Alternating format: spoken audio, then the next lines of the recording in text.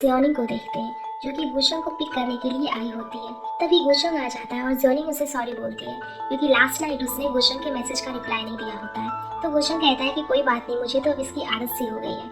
जिसके बाद ये दोनों ऑफिस के लिए निकल जाते हैं। रास्ते में गुशोंग ज्योनिंग को बताता है कि मुझे उस प्रपोजल के अंदर कुछ फीचर्स ऐड करने और इसीलिए हम दोनों आफ्टरनून में एक टीचर से मिलने जाएंगे। जिस पर ज्योनिंग कहती है कि बस हम दोनों ही जाएंगे। जिस पर गुशोंग कहता है कि हाँ, हमें टाउन से बाहर जाना होगा और हम फ्लाइट से वापस आ जाएंगे। गुशोंग उसे कहता है कि तुम रिसेंटली अपना काम ठीक से नहीं कर रही हो, बिकॉज पहले तुम जब मुझे पिक करने आती थी तो तुम मेरे लिए ब्रेकफास्ट या कुछ खाने पीने की चीजें लेकर आती थी, लेकिन अब तुम चुपचाप आकर कार के पास खड़ी होकर मेरा वेट करते रहती हो। जिस पर ज्योनिंग कहती है कि इन दिनों मैं अपने रिस्पॉन्सिबिलिटीज के पोजीशन के बारे में सोच रही हूँ, क्योंकि मैं आपकी असिस्टेंट और ड्राइवर हूँ और मुझे आपके पर्सनल काम में इंटरफेयर नहीं करना चाहिए। इधर थैंक यू अपने ऑफिस में काम कर रहा होता है। तभी उसके पास डायरेक्टर जियो आता है जो कि उससे कहता है कि वो पैसे की मांग कर रहा है और मैं अपनी लाइफ में ऐसे बहुत से लोग देखे। जिस पर थैंक यू कहता है कि कहीं वो हमारे लिए कोई प्रॉब्लम न क्रिएट कर दे। जिस पर डायरेक्टर जियो कहता है कि तुम्हें पैनिक होने की जरूरत नहीं है क्योंकि अब कुछ नहीं होगा। इसके बाद थैंक यू ज्योनिंग से मिलने के लिए जाता है। थैंक यू ज्योनिंग से पूछता है कि आजकल तुम्हारी कंपनी में क्या चल रहा है। जिस पर ज्योनिंग कहती है कि कुछ भी अच्छा नहीं चल रहा है और मैं अपने बॉस को बहुत ही गुस्सा दिला रही हूँ। तो थैंक यू कहता है कि कोई बात नहीं, मेरी कंपनी के दरवाजे तुम्हारे लिए हमेशा से खुले हैं। थैंक यू ज्योनिंग को एक गिफ्ट देता है क्योंकि उसे अपने बिजनेस ट्रिप पर जाना था और शायद ही वो ज्योनिंग के बर्थडे पर आ पाए। इसी बीच गुशोंग यहाँ आ जाता है और ज्योनिंग को चलने के लिए कहता है। जिसके बाद ये दोनों एयरपोर्ट पर फ्लाइट का वेट कर रहे होते हैं। ज्योनिंग कुछ सोच रही होती है तो गुशोंग के पूछने पर ज्योनिंग बताती है कि मैं सोच रही हूँ कि आप मुझे ही इस बिजनेस ट्रिप पर लेकर क्यों आए हो, बिकॉज मैं तो कंपनी में सबसे यूजलेस इंसान हूँ और मेरा तो कोई इंपॉर्टेंट टास्क भी नहीं है जिसे मैं कंप्लीट कर सकूँ। इस पर गुशोंग कहता है कि तुम्हारा दिमाग खराब है, क्योंकि मैं जिस ज्योनिंग को जानता हूँ वो बहुत ही पॉजिटिव है। अब ज्योनिंग गुशोंग को सॉरी बोलती है तो गुशोंग उसे बताता है कि हम जिस पर्सन से मिलने के लिए जा रहे हैं वो मेरा टीचर है जो कि मेरे लिए काफी इंपॉर्टेंट है और तुम्हें उससे काफी कुछ सीखने के लिए मिलेगा। जिसके बाद ये दोनों अपने अपने डेस्टिनेशन पर पहुंच जाते हैं। तो यहाँ हमें पता चलता है कि उस टीचर का नाम वांग होता है और जब वांग और गुशोंग दोनों साथ में एक प्रोजेक्ट पर काम कर रहे होते हैं तो गुशोंग ने वांग को अपना टीचर मान लिया था, लेकिन ये दोनों टीचर स्टूडेंट कम और दोस्त ज्यादा लग रहे थे। खैर आगे ये दोनों वांग के घर पर पहुंच जाते हैं जहां वांग गुशोंग को देखकर काफी खुश हो जाता है। इसी बीच वांग ज्योनिंग के बारे में पूछता है तो ज्योनिंग बताती है कि मैं गुशोंग की असिस्टेंट हूँ। जिसके बाद ये सभी घर के अंदर जाते हैं जहाँ गुशोंग और ज्योनिंग वॉल पर वांग और उसके स्टूडेंट्स की फोटोज देखते हैं। इसी में ज्योनिंग एक फोटो को उठाती है जिसमें कि वांग के साथ एक आदमी और एक छोटी सी लड़की थी। अब इस फोटो को देखकर ज्योनिंग कहती है कि ये जो फोटो में आदमी है ये मेरे फादर है जिन्होंने मुझे गोद में उठाया हुआ है। ये सुनकर वांग कहता है कि क्या सच में ये तुम ही हो? तो ज्योनिंग कहती है कि हाँ। वो पूछती है कि क्या आप मेरे फादर को जानते हो? जिस पर वांग कहता है कि हाँ, वो मेरा स्टूडेंट था जो कि ग्रेजुएशन के बाद अक्सर मेरे घर पर मिलने आया करता था और ये फोटोज भी उसी टाइम क्लिक की गई थी। वांग ज्योनिंग को सॉरी बोलता है कि मेरी वजह से तुम्हारी सैड मेमोरीज तुम्हें याद आ गई। जिस पर ज्योनिंग कहती है कि ऐसी बात नहीं है, बल्कि मुझे आपसे मिलकर काफी खुशी हुई। इसके बाद वांग ज्योनिंग को एक नोटबुक देता है और कहता है कि ये बुक काफी सालों से मेरे पास है, इनमें मैंने काफी सारे डिजाइन तैयार किए हैं और कुछ डिजाइन तुम्हारे फादर ने भी कंप्लीट किए हैं और अब से ये सब तुम्हारा है। आगे ये दोनों यहाँ से वापस जा रहे होते हैं तो ज्योनिंग गुशोंग को कहती है कि आज मैं काफी अच्छे मूड में हूँ, इसीलिए बताओ कि मैं आपके लिए क्या लेकर आऊँ। जिस पर गुशोंग कहता है कि अगर तुम मेरे लिए कुछ लेकर ही आना चाहती हो तो ऐसा करो, मेरे लिए आइसक्रीम लेकर आओ। इसके बाद ज्योनिंग अपने और गुशोंग के लिए आइसक्रीम लेकर आती है और गुशोंग को अपने बचपन की किस्से सुनाने लगती है। इसी बीच गुशोंग ज्योनिंग को उसके आइसक्रीम फ्लेवर के बारे में पूछता है जिस पर वो कहती है कि ये न्यू फ्लेवर है, क्या आप ट्राई करना चाहोगे? तो गुशोंग उसकी आइसक्रीम को ट्राई करता है। ये देखकर ज्योनिंग काफी खुश हो जाती है बिकॉज गुशोंग ने उसकी झूठी आइसक्रीम टेस्ट कर ली थी। इसी बीच गुशोंग ज्योनिंग को बताता है कि वन मेरी एक्स गर्लफ्रेंड है। ये सुनकर ज्योनिंग कहती है कि हम अचानक इस बारे में क्यों बात कर रहे हैं और वैसे भी मुझे इससे कोई फर्क नहीं पड़ता। इस पर गुशोंग कहता है कि ठीक है, अगर तुम्हें कोई फर्क नहीं पड़ता तो मैं इस बारे में बात नहीं करूंगा। तो ज्योनिंग कहती है कि नहीं, ऐसी बात नहीं, आप इस बारे में बात कर सकते हो। तो गुशोंग उसे बताता है कि मेरी और वेन की रिलेशनशिप ग्रेजुएशन के दौरान स्टार्ट हुई थी। इसके बाद मैं स्टडी के लिए अब्रॉड चला गया, लेकिन हमारे बीच दूरियां होने के बावजूद हमारी रिलेशनशिप अच्छी चल रही थी और जब मेरी समर हॉलीडेज होती थी तो मैं वापस चाइना आ जाता था, पर बीच बीच में हम दोनों के बीच लड़ाई हो जाती थी और एक दिन हम दोनों का ब्रेकअप हो गया। जिसके बाद मैं उससे कभी नहीं मिला, लेकिन अब तुम उससे मेरे ऑफिस में लेकर आई और मैंने इन सब पर फुल स्टॉप लगा दिया। जिस पर ज्योनिंग कहती है कि आपने फुल स्टॉप क्यों लगाया, आपने कॉमा क्यों नहीं लगाया? बिकॉज अगर कोई ऐसी आ गई तो सबसे डिफरेंट होगी। जिस पर गुशोंग कहता है कि तुम्हारी जो फ्लैटरिंग स्किल है वो दूसरे लोगों से काफी ज्यादा अच्छी है और ये सुनकर ज्योनिंग खुश हो जाती है। इसी बीच ज्योनिंग एक कैट को देखती है, वो उसके पास जाती है और उसे अपने गोद में उठाकर बोलती है कि आपको पेट की जरूरत है। तो गुशोंग उसे मना कर देता है कि मुझे ऐसे पेट्स पसंद नहीं तो ज्योनिंग कहती है कि मैं इस कैट को अपने साथ लेकर जाना चाहती हूँ, लेकिन मैं इसकी देखभाल नहीं कर सकती। वो गुशंग को काफी कन्विंस करती है, तो गुशंग मान जाता है और कहता है कि ठीक है, अभी के लिए मैं इसे अपने घर पर रख लूंगा। जिसके बाद ये दोनों वापस जाते हैं और गुशंग उस कैट को समझा रहा होता है कि अगर तुम्हें मेरे घर में रहना है तो तुम्हें डेली नहाना पड़ेगा।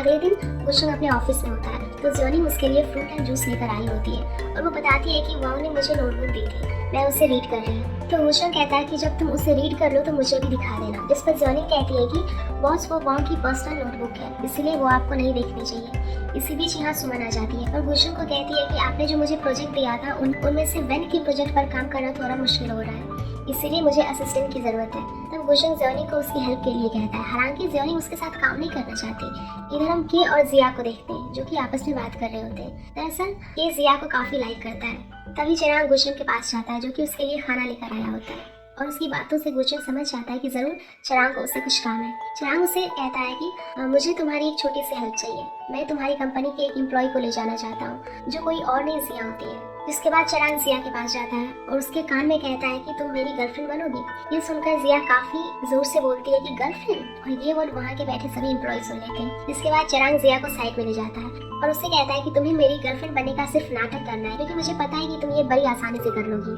जिया इसके लिए तैयार हो जाती है। इधर के सबको देखकर शॉक में था, बिकॉज वो जिया से प्यार करता था, लेकिन जिया उसकी मिसअंडरस्टैंडिंग क्लियर कर देती है। जिसके बाद हम जाओ को देखते हैं जो कि अपने मैनेजर के पास एक फाइल पर साइन करवाने आती है, लेकिन मैनेजर जाओ से गुस्सा हो जाता है और उसे कह देता है कि मैं भी बिजी हूँ और अगर तुम्हें इतनी ही जल्दी है तो तुम अपने बॉयफ्रेंड से इस पर साइन करवा लो, जो ड्रग होने के बाद पागल बन जाता है। तब जाओ से सॉरी बोलती है और कहती है कि वो मेरा बॉयफ्रेंड नहीं है। अब आगे जाओ उसी कैफे के पास से गुजरती है जहाँ चिराग उसका इंतजार किया करता था और यहाँ जाओ चिराग को याद करने लगती है। तभी वो कैफे के अंदर चली जाती है और वो देखती है कि चिराग जिया के साथ बैठा होता है। ये देखकर जाओ को गुस्सा आ जाता है, लेकिन वो इन्हें कुछ नहीं कहती और यहाँ से चली जाती है, बिकॉज उसे लगता है कि चिराग किसी दूसरी लड़की को डेट कर रहा है। इधर ज्योनिंग गुशंग को ड्रॉप करने के लिए जाती है। इसी बीच गुशंग उसे बताता है कि वो काफी अजीब बिहेव कर रही है। तब ज्योनिंग उसे देखने के लिए अंदर जाती है और वो उस कैट को उठाकर बोलती है कि इसका वेट पहले से ज्यादा बढ़ गया और ये चबी लग रही है। तो गुशंग कहता है कि मैं तो अपने काम में बिजी रहता हूँ और मैंने इसे खाना खाते हुए नहीं देखा। वो ये भी बताता है कि मैंने इसके लिए एक रूम भी तैयार किया है। इसके बाद गुशंग ज्योनिंग को कैट का रूम दिखाता है जो कि गुशंग ने काफी सुंदर डेकोरेट किया होता है।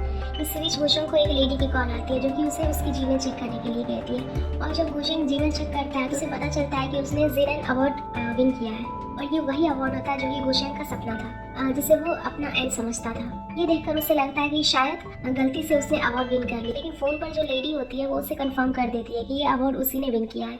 लेकिन हम देखते हैं कि गुशंग बिल्कुल भी खुश नहीं होता और इसी के साथ ये एपिसोड यहीं खत्म हो जाता है। एपिसोड 16 स्टार्ट होता है और गुशंग काफी सैड होता है। ज्योनिंग उसके घर से चली जाती है। इसके बाद गुशंग अपनी वर्क लिस्ट को देख रहा होता है और वो सोच रहा होता है कि मैं एक के बाद एक प्रोजेक्ट पर काम कर थक गया, क्योंकि मुझे लगा कि विदाउट एम मेरी लाइफ यूजलेस हो जाएगी और ये सही तरीका रहेगा मेरी लाइफ को अलविदा कहने का, और ये जिनेन अवार्ड ही मेरी आखिरी विश थी। जिसके बाद गुशंग उस वर्क लिस्ट को जला देता है। अब अगले दिन कंपनी का सारा एम्प्लॉय काफी खुश दिखाई दे रहा होता है, क्योंकि इन्हें पता चल चुका था कि गुशंग ने अवार्ड विन कर लिया है। तभी यहाँ ज्योनिंग आती है और के उसे भी बताता है कि बॉस ने अवार्ड विन कर लिया है और ये सुनकर ज्योनिंग भी काफी खुश हो जाती है। इसी बीच सुमन ज्योनिंग को गुशंग के बारे में पूछती तो कहती है कि बॉस ने मुझे आज पिक करने के लिए मना किया था और आज वो आउट ऑफ बिजनेस है। तभी यहाँ चिराग भी आ जाता है और उसे पता चलता है कि गुशंग ने अवार्ड विन कर लिया है, लेकिन वो इस बात पर कुछ खास रिएक्शन नहीं देता। इसके बाद चिराग गुशंग के पास कॉल करता है और पूछता है कि तुम कहाँ हो। तो गुशंग कहता है कि मैं कहीं बाहर हूँ और हम देखते हैं कि गुशंग उसी सिमेंट्री में आया हुआ है। चिराग उसे कहता है कि मुझे अपनी लोकेशन भेज दो और मैं तुम्हारे पास आ जा रहा हूँ, लेकिन गुशंग उसे मना करते हुए कहता है कि मैं ऑफिस में ही आ रहा हूँ। अब गुशंग के पास ग्रेव सलमैन आता है। वो उससे कहता है कि आपने जो ग्रेव चूज करी थी वो तो सेल हो गई, इसलिए मैं आपके लिए उसी टाइप की कोई दूसरी डिजाइन फाइंड कर देता हूँ। जिस पर गुशंग कहता है कि अब डिजाइन मैटर नहीं करता। जिस पर सलमान कहता है कि आप बहुत अलग लग रहे हो, बस जब आप पहली बार आए थे तो मुझे लगा था कि आप पक्का ग्रेव परचेस करके ही जाओगे, लेकिन इस बार आप काफी चेंज लग रहे हो। खैर आगे गुशंग अपने कंपनी में आ जाता है और जैसे ही वो स्टूडियो के अंदर एंटर होता है सभी एम्प्लॉय उसको कांग्रेचुलेशंस बोलने लगते हैं और उसे फ्लावर्स देते हैं। ये कहता है कि अब तो जॉन स्टूडियो नेक्स्ट लेवल पे पहुंच जाएगा। सभी काफी एक्साइटेड होते हैं, लेकिन गुशंग के चेहरे पर खुशी नहीं होती। वो सभी एम्प्लॉयज को थैंक यू बोलता है और अपने ऑफिस में चला जाता है। ये देखकर सारे एम्प्लॉय सोच में पड़ जाते हैं कि आखिर गुशंग इस तरह से क्यों बिहेव कर रहा है। तो चिराग कहता है कि गुशंग पहले भी काफी अवार्ड्स विन कर चुका है, इसीलिए अब उसके लिए ये सब आम बात है। अभी एम्प्लॉयज वापस अपने काम पर लग जाते हैं। जिसके बाद चिराग गुशंग के पास जाता है और देखता है कि गुशंग कहीं और खोया हुआ है। चिराग उससे पूछता है कि अवार्ड विन करने के बाद तुम्हारा नेक्स्ट प्लान क्या है। तो फिर गुलशन कहता है कि मैं अपना प्लान कंटिन्यू रखूंगा, जो सब मैंने सोच कर रखा था। तब चिराग उसे कहता है कि मैंने रिसेंटली तुम्हें चेंज होते हुए देखा, इसलिए अब तुम्हें भी अपना प्लान चेंज कर देना चाहिए। इस पर गुलशन कहता है कि अगर मैंने प्लान चेंज कर भी दिया तो कोई फायदा नहीं होगा, क्योंकि जो होने वाला है वो तो होकर ही रहेगा। इस पर चिराग कहता है कि अगर तुम्हें अपनी परवाह नहीं है तो कम से कम अपने आसपास वाले लोगों की तो परवाह करो। क्या तुम मुझे, अपने पेरेंट्स और श्वान स्टूडियो को छोड़कर चले जाओगे? और जियोनी का क्या हुआ, जिसके पास ना ही उसकी डिग्री है और ना ही उसके पेरेंट्स? तुम्हें इन सब के बारे में भी सोचना चाहिए। और ये कहकर चिराग यहाँ से चला जाता है। इसके बाद हम जियोनी और गुलशन को लिफ्ट के अंदर देखते हैं। गुलशन उसे कहता है कि आज मैं खुद ड्राइव करके घर चला जाऊंगा। तभी जियोनी उसे पूछती है कि क्या आप इस अवार्ड को लेकर खुश नहीं हो, क्योंकि पूरा दिन आपने अपना चेहरा लटका कर रखा हुआ था। जिसके बाद ये दोनों बाहर होते हैं। तो जियोनी गुलशन को कहती है कि मुझे नहीं पता कि आप अपसेट क्यों हो, लेकिन आपका ड्रीम पूरा हुआ है और ये बात बुरी नहीं हो सकती। इस पर गुलशन कहता है कि मैंने अपने लाइफ का एम पूरा कर लिया और अब मैं क्या करूँ। इस पर जियोनी कहती है कि अब आप लाइफ का कुछ और एम बना लो, और अगर आपको मेरी एडवाइस चाहिए तो मैं उसके लिए तैयार हूँ। तभी गुलशन की बुलाई हुई टैक्सी यहाँ आती है, जिसमें बैठकर वो जियोनी को कहता है कि मैं तुम्हारी एडवाइस के बारे में सोचूंगा, और वो वहाँ से चला जाता है। अब घर आकर गुलशन अपनी मदर के पास वीडियो कॉल करता है और उन्हें बताता है कि मैंने जिनन अवार्ड विन किया है। ये सुनकर उसकी मदर काफी खुश होती है और वो उसके फादर को भी इस बारे में बताती है। इसके बाद गुलशन अपने पेरेंट्स से सॉरी बोलता है कि मैंने कभी आपकी बात नहीं मानी, आपने मुझे शादी करने और अपनी एक फैमिली क्रिएट करने के लिए कहा था, लेकिन मैंने आपकी बात नहीं मानी। इस पर उसके फादर कहते हैं कि ये तुम्हारी लाइफ का रूल नहीं है, बस तुम्हारे पेरेंट्स होने के कारण हमने ये एडवाइस दिया था और हम तुम पर काफी प्राउड फील करते हैं। अब अगले दिन गुलशन, जियोनी और चिराग तीनों अवार्ड सेरेमनी के लिए रेडी हो रहे होते हैं, और अब गुलशन रेडी होकर आता है तो जियोनी उसे देखती ही रह जाती है, बिकॉज गुलशन काफी हैंडसम लग रहा था। जिसके बाद ये सभी सेरेमनी में पहुंचकर अपनी अपनी सीट पर बैठ जाते हैं। सुमन भी आई होती है। जब सेरेमनी स्टार्ट होता है तो सबसे पहले किसी दूसरे पर्सन को अवार्ड दिया जाता है, जिसके बाद जोरों शोरों से गुलशन का वेलकम किया जाता है। देन उसे जिनन अवार्ड दिया जाता है और ये काफी ब्यूटीफुल मोमेंट होता है, लेकिन गुलशन के चेहरे पर थोड़ी सी भी स्माइल नहीं थी। जिसके बाद गुलशन खुद को इंट्रोड्यूस करवाता है। देन वो काफी इंस्पायरिंग स्पीच देता है। इसी बीच गुलशन को उसके फ्यूचर प्लान के बारे में भी पूछा जाता है, तो गुलशन कहता है कि फिलहाल मेरा कोई फ्यूचर प्लान नहीं है, लेकिन मैं किसी के एडवाइस देने का वेट कर रहा हूँ। और ये सब गुलशन जियोनी की तरफ देखकर बोल रहा होता है। ये दोनों एक दूसरे की तरफ देख रहे होते हैं और इन दोनों को सुमन देख रही होती है। इधर सारे एम्प्लॉयज भी टीवी पर अवार्ड सेरेमनी को देख रहे होते हैं। इसी बीच सभी नोटिस करते हैं कि गुलशन ने फ्यूचर प्लान के बारे में जियोनी की तरफ देखकर कहा था। खैर आगे सेरेमनी एंड हो जाती है और चिराग गुलशन को पार्टी देने के लिए कहता है, लेकिन गुलशन मना करके यहाँ से चला जाता है। ये देखकर जियोनी भी उसके पीछे पीछे जाती है और ये दोनों एक ब्रिज पर पहुंच जाते हैं। और जियोनी सोचती है कि उसे ब्रेव बनना चाहिए और ये सही टाइम है अपने प्यार का इजहार करने के लिए। जियोनी डरते डरते गुलशन को पूछ रही है, क्या मुझे आपके फ्यूचर प्लान में जगह मिल सकती है, क्योंकि मैं आपको पसंद करती हूँ। हालांकि मैं जानती हूँ कि हम दोनों के बीच काफी डिफरेंस है और मैं आपको डिजर्व नहीं करती, लेकिन मैं कई मेहनत करके इस डिफरेंस को खत्म कर दूंगी। जिस पर गुलशन कहता है कि क्या तुम मुझे पसंद करती हो? तो जियोनी कहती है कि मैं आंसर देने के लिए आपको फोर्स नहीं करूंगी। तब गुलशन कहता है कि मुझे लगता है कि फिलहाल तुम्हें अपने काम पर फोकस करना चाहिए, क्योंकि जब से तुमने कंपनी ज्वाइन की है तुमने काफी अच्छा परफॉर्म किया है। जियोनी कहती है कि मैं काम के बारे में बात नहीं कर रही, तो गुलशन उसे घर जाने के लिए कहता है। जिसके बाद जियोनी उदास होकर अपने घर आ जाती है और अपने आंटी को हक कर लेती है। उसकी आंटी उसे पूछती है कि क्या हुआ, जिस पर जियोनी कहती है कि शायद मैंने आज कुछ स्टूपिड काम कर दिया। उसकी आंटी उसे संभाल लेती है और कहती है कि ये सब तो चलता ही रहता है और तुम्हें दोबारा शुरुआत करनी चाहिए। जिस पर जियोनी कहती है कि ये सब मेरी गलती है, तो उसकी आंटी उसे कंपनी छोड़ने की एडवाइस देती है और उसे कोई दूसरी जॉब करने के लिए कहती है। जिस पर जियोनी कहती है कि मैं तब तक स्किप नहीं करूंगी जब तक बॉस मुझे कंपनी से निकाल नहीं देते, बिकॉज मुझे आर्किटेक्चर डिजाइनर बनना है। खैर आगे जियोनी अपने रूम में चली जाती है। तभी उसकी नजर उस लिज़ार्ड डॉल पर पड़ती है, जिसे उठाकर वो उसमें गुलशन की रिकॉर्डिंग सुनने लगती है। इसमें गुलशन कह रहा होता है कि तुम्हारे सारे सपने पूरे हो जाएं। इधर गुलशन भी उस क्रो डॉल में बार बार जियोनी की आवाज सुन रहा होता है और वो उसे याद करने लगता है। और इसी बीच वो खुद से बात करता है कि अगर कोई सालों से अंधेरे में रह रहा हो तो उसे अंधेरे की आदत पड़ जाती है। उसे किसी भी चीज के खोने या पाने की चिंता नहीं रहती, लेकिन जब उसे थोड़ी सी भी लाइट दिखाई देती है तो वो खुद को उस लाइट से अलग नहीं कर पाता। और जियोनी ऐसा नहीं है कि मैं तुम्हें सुनना नहीं चाहता, बस मेरे अंदर तुम्हें सुनने की हिम्मत नहीं है, बिकॉज मैं एक ऐसा इंसान हूँ जो नॉर्मल लाइफ स्पेंड नहीं कर सकता। और हम गुलशन को देखते हैं। तभी उसके पास चिराग की कॉल आती है, जो कि उसे पूछता है कि तुम कहाँ हो, मुझे तुम्हारी चिंता हो रही है। इस पर गुलशन कहता है कि मैं ठीक हूँ और मैं कुछ दिन ऑफिस नहीं आऊंगा क्योंकि मुझे कुछ काम है। इस पर चिराग कहता है कि मैं तुम्हारी हेल्प के लिए जियोनी को तुम्हारे पास भेज देता हूँ, जिस पर गुलशन मना कर देता है। इसके बाद हम जियोनी को देखते हैं, जो कि कंपनी में अपना काम कर रही होती है और गुलशन अभी तक कंपनी में नहीं आया होता है। सभी सोच रहे होते हैं कि गुलशन कंपनी अभी तक क्यों नहीं आया। तभी के जियोनी के पास आकर उससे पूछता है कि तुम गुलशन के ज्यादा करीब हो, इसलिए तुम्हें पता होगा कि वो कंपनी क्यों नहीं आया। इस पर जॉनी कहती है कि मुझे नहीं पता बॉस क्यों नहीं आया। तो वो सोच रही होती है कि कहीं बॉस की कंपनी ना आने का कारण मैं ही तो नहीं। इसी बीच उसके पास वेन की कॉल आती है क्योंकि उसे लंच ब्रेक में मिलने के लिए बोलती है। उसके बाद लंच ब्रेक में ज्योनिंग वेन से मिलने जाती है और यहाँ ज्योनिंग वेन की काफी तारीफ करने लगती है। तो वेन उससे कहती है कि तुम गुलशन के बारे में मुझसे बात करना चाहती हो बिकॉज सुमन ने तुम्हें सब कुछ बता दिया होगा। इस पर ज्योनिंग हाँ कह देती है। तो वेन कहती है कि मुझे नहीं पता सुमन ने ये सब तुम्हें क्यों बताया क्योंकि ये बहुत पुरानी बात है और मैं इस बारे में इनकार नहीं करती कि मैं गुलशन की एक्स गर्लफ्रेंड थी। लेकिन जब पहली बार मैं तुमसे मिली तो मुझे पता नहीं था कि तुम दोनों के बीच क्या रिलेशन है और मैंने ये भी नहीं सोचा था कि मेरी वजह से तुम्हें परेशानी होगी। इस पर ज्योनिंग कहती है कि नहीं, मुझे कोई परेशानी नहीं हुई। तो वेन उससे कहती है कि एक टाइम था जब मैं गुलशन को प्यार करती थी लेकिन अभी भी मैं उसकी रिस्पेक्ट करती हूँ। मैं होप करती हूँ कि हमें हमारी सारी खुशियाँ मिल जाए।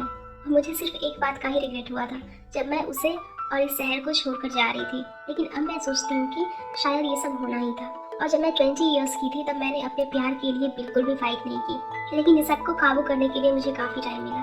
इधर हम सुमन को देखते हैं जो कि इन दोनों पर नजर बनाए बैठी हुई थी। नेक्स्ट सीन में हम गुलशन को देखते हैं जो अपने लॉयर के पास कॉल करके कहता है कि मैं कुछ फन करना चाहता हूँ, कुछ ऐसे लोगों के लिए जो किसी न किसी वजह से अपनी एजुकेशन कंप्लीट नहीं कर पाते। हालांकि हमारी कंपनी ऐसे लोगों के लिए बहुत कुछ कर रही है लेकिन मैं भी उनके लिए कुछ करना चाहता हूँ। आगे वेन ज्योनी को उस बिल्डिंग पर ले जाती है जहाँ वो अपना फोटोग्राफी एक्सिबिशन बनाना चाहती है। अब यहाँ ज्योनी व्यू की फोटो लेने लगती है और इसी बीच हमें पता चलता है कि ज्योनी को अंधेरे से काफी डर लगता है। तभी वेन के पास उसके हस्बैंड की कॉल आती है। वेन उससे कहती है कि तुम मुझे अपनी लोकेशन भेज देना, मैं तुम्हें पिक कर लूंगी। दरअसल वेन के हस्बैंड की गाड़ी खराब हो चुकी थी इसीलिए वेन को इमीडिएटली अपने हस्बैंड की हेल्प करने के लिए जाना पड़ता है। जाते हुए वो कहती है कि मैं की डोर के पास रख दूंगी और तुम जाते टाइम डोर अच्छे से बंद कर देना। इसके बाद रात हो जाती है और बारिश होना शुरू हो जाता है इसलिए ज्योनी यहाँ से निकल जाती है। लेकिन जब वो डोर ओपन करने की कोशिश करती है तो वो डोर लॉक हो चुका था। ये देखकर ज्योनी वेन को कॉल करती है लेकिन वेन का फोन बंद आ रहा होता है इसीलिए ज्योनी हेल्प के लिए चिल्लाती भी है लेकिन आसपास कोई भी नहीं था। इसीलिए ज्योनी गुलशन के पास कॉल करती है और उसे सारी बात बताती है। तब गुलशन तुरंत ज्योनी को लेने के लिए निकल जाता है। इधर ज्योनी काफी डरी हुई होती है बिकॉज उसे अंधेरे से काफी डर लगता है एंड काफी तेज बारिश के साथ साथ बिजली भी कड़क रही थी। इसके बाद गुलशन बिल्डिंग में पहुंच जाता है जहाँ उसे एक पर्सन मिलता है। गुलशन उससे कहता है कि बिल्डिंग के टॉप फ्लोर में मेरी एक फ्रेंड फंस गई है इसलिए मुझे उसके हेल्प के लिए जाना होगा। इसके बाद ये दोनों लिफ्ट के सहारे ऊपर तक पहुंच जाते हैं लेकिन यहाँ से टॉप पर जाने वाला डोर बंद था और वो पर्सन बताता है कि हमारे रूफटॉप को रेंट पर दिया हुआ है। जिसके बाद गुलशन लिफ्ट के चैम्बर से रूफटॉप तक जाने के लिए डिसाइड करता है। हालांकि वो पर्सन उसे ऐसा करने के लिए मना भी करता है बिकॉज ये काफ़ी डेंजरस था लेकिन गुलशन उसकी एक भी नहीं सुनता और चैम्बर से गुजरते हुए रूफटॉप पर पहुंच जाता है। अब यहाँ वो देखता है कि ज्योनी एक ग्लास डोर के पीछे बंद है इसीलिए वो उस डोर को तोड़कर ज्योनी के पास पहुंच जाता है लेकिन उसकी हार्ट बीट काफ़ी बढ़ चुकी थी और इलेक्ट्रिसिटी प्रोड्यूस होने के कारण ज्योनी को काफ़ी तेज करंट भी लग जाता है। नेक्स्ट सीन में हम देखते हैं कि ज्योनी हॉस्पिटलाइज्ड है और गुलशन उसके पास बैठा हुआ है। तभी यहाँ चिराग गुलशन का टेम्पररी चार्ज लेकर आता है और गुलशन खुद को चार्ज करता है। चिराग उससे पूछता है कि ज्योनी अब कैसी है तो गुलशन कहता है कि सब मेरी गलती है क्योंकि वो काफी डरी हुई थी और मेरी वजह से उसे करंट लगा। चिराग उसे घर चलकर खुद को प्रॉपर चार्ज करने के लिए बोलता है लेकिन गुलशन घर जाने के लिए मना कर देता है। तो चिराग उसे कहता है कि तुम्हें मेरी जरूरत है इसलिए मैं तुम्हारे साथ यही रहूंगा। अब आगे ज्योनी को होश आता है और वो गुलशन से सवाल जवाब करने लगती है। इसी बीच वेन भी हॉस्पिटल में आ जाती है और वो गुलशन को कहती है कि आपको नहीं लगता कि मैंने ज्योनी को जानबूझकर बिल्डिंग में लॉक कर दिया था। इस पर गुलशन कहता है कि मुझे अच्छी तरह से पता है कि तुम ये सब नहीं कर सकती। तो वेन कहती है कि फिर भी ये मेरी गलती है और मुझे उससे इस तरह अकेले छोड़कर नहीं जाना चाहिए था लेकिन मैंने डोर लॉक नहीं किया था और मैंने की भी वही डोर के पास रख दी थी। गुलशन से पूछता है कि क्या तुमने ज्योनी को मेरे हार्ट के बारे में बात बताई है। इस पर वेन मना कर देती है और कहती है कि तुम्हें खुद इस बारे में ज्योनी से बात करनी चाहिए। वेन उससे ये भी पूछती है कि तुम ज्योनी को पसंद करते हो तो गुलशन हाँ कह देता है। जिसके बाद वेन उससे कहती है कि तुम्हें ज्योनी को एक्सेप्ट कर लेना चाहिए। वो काफी सीधी सादी लड़की है, तुम्हें उस पर ट्रस्ट करना चाहिए कि वो हमेशा तुम्हारे साथ रहेगी और मैं चाहती हूँ कि तुम हमेशा खुश रहो लेकिन तुम खुद को खुश देखना ही नहीं चाहते बिकॉज तुम अभी वैसे ही हो जैसे तुम 10 साल पहले थे और तुम बस खुद को मारना चाहते हो। तब गुलशन कहता है कि 10 साल बीत गए और मैं अभी भी जिंदा हूँ लेकिन मैं किसी नॉर्मल इंसान की तरह अपनी लाइफ नहीं जी सकता और ऐसा भी नहीं है कि मैं अपनी लाइफ को इसी तरह से जीना चाहता हूँ बिकॉज मैं हंस नहीं सकता, किसी को गुस्से में टच नहीं कर सकता और मैं हर टाइम खुद की फीलिंग्स को कंट्रोल करके रखा हूँ जो कि मुझे बार बार याद दिलाती है कि मैं किसी से प्यार करने के काबिल नहीं हूँ।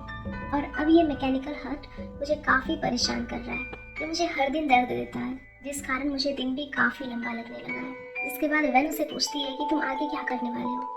इस पर गुलशन कहता है कि पता नहीं। तो वेन उसे कहती है कि 10 साल पहले जो तुमने मेरे साथ किया था वो ज्योनी के साथ मत करना। जिसके बाद हॉस्पिटल में जाव आती है जो कि ज्योनिंग के पास जाकर उसका हाल पूछती है। देन ये दोनों गुशंग को लेकर बात करने लगती है। नेक्स्ट सीन में हम डायरेक्टर जियो के असिस्टेंट लियो को देखते हैं, जो कि उसी पर्सन से मिल रहा होता है जिसने पार्किंग में चिराग पर अटैक किया था। ये पर्सन लियो से कुछ पैसे मांग रहा होता है, लेकिन फिर इसी बीच चिराग यहाँ से गुजर रहा होता है। देन वो इस पर्सन की फोटो क्लिक करके गुशंग के पास सेंड कर देता है। अब ये फोटो देखकर गुशंग काफी शॉक हो जाता है और उसे याद आता है कि 10 साल पहले जिस ट्रक से उसका एक्सीडेंट हुआ था, उस ट्रक का ड्राइवर यही पर्सन था। तभी वो एक न्यूज़पेपर में इस पर्सन की फोटो को मैच करता है। देन वो अपने लॉयर के पास कॉल करता है, उसे कहता है कि मुझे एक पर्सन की इंफॉर्मेशन चाहिए, इसकी फोटो मैं आपके पास सेंड कर रहा हूँ और ये वही आदमी है जिसने मुझे ट्रक से हिट किया था।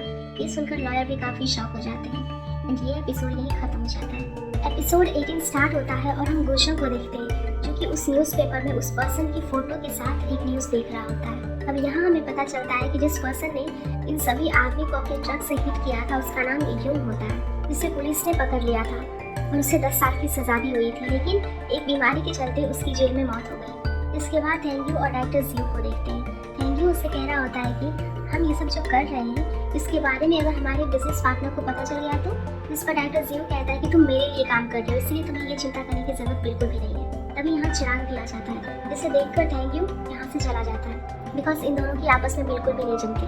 इसके बाद चिराग उस क्रिमिनल की फोटो डायरेक्टर जियो को दिखाता है और उसे पूछता है कि क्या आप इसे जानते हो, क्योंकि ये वही आदमी है जिसने मेरे ऊपर अटैक किया था।